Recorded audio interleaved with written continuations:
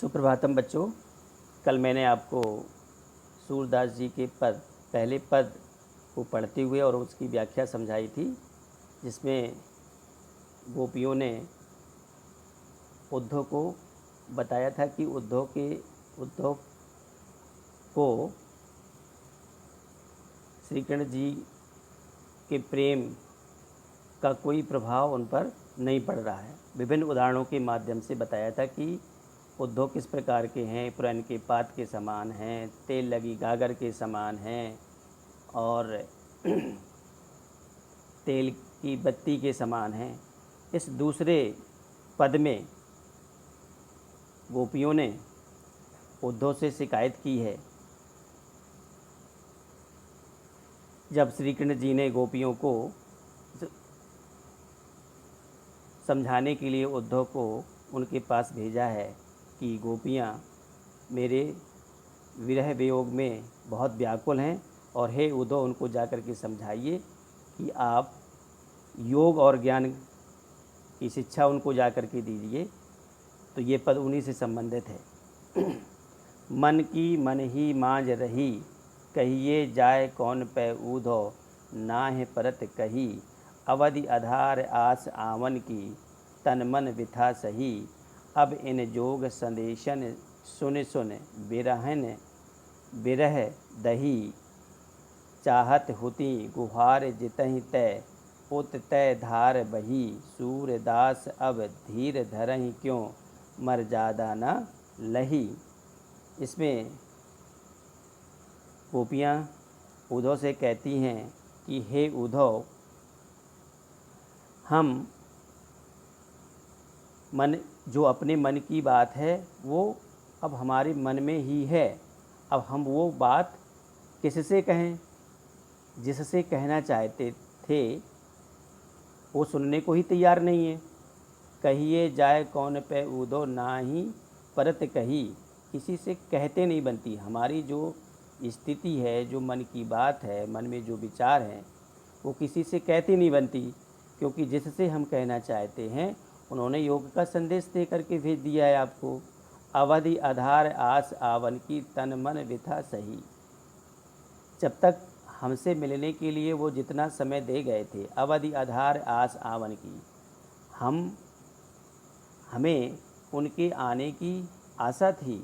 उसी आशा के वजह से हमने तन से मन से सब प्रकार से कष्ट सहा कि कष्ट सह लेंगे, लेकिन एक दिन ज़रूर श्री कृष्ण जी हमसे मिलने आएंगे।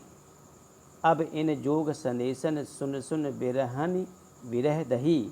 हम तो श्री कृष्ण जी के प्रेम में जो विरह अग्नि है उससे जल रहे हैं।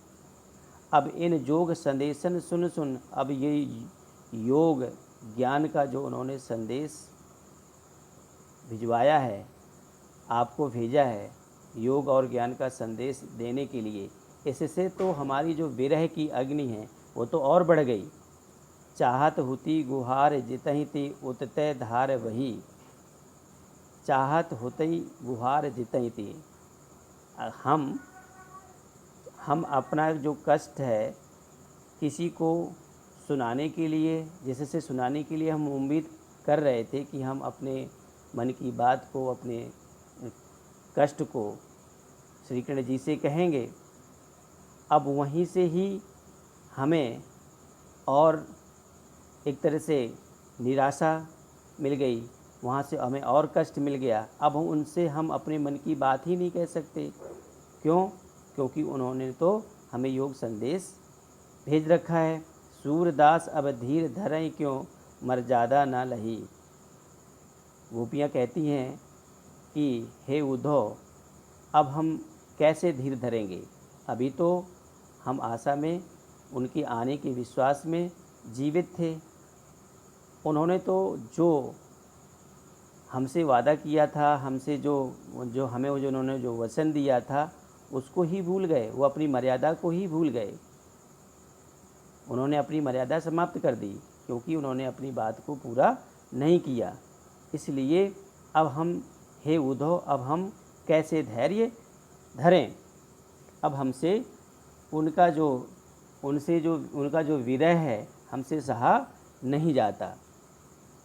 बच्चों, इसमें यहाँ कृष्ण के प्रति गोपियों का जो प्रेम है अनन्य भाव प्रकट करता है। इसमें पुनि पुनि शब्द जो आते हैं वहाँ पर पुनरुक्त प्रकाश अलंकार है। संपूर्ण पद में अनुप्रास अलंकार का सौंदर्य व्याप्त है। पद में गेयता है, संगीत का गुण विद्यमान है। सरल और सहज साहित्यिक ब्रज भाषा का प्रयोग किया गया है।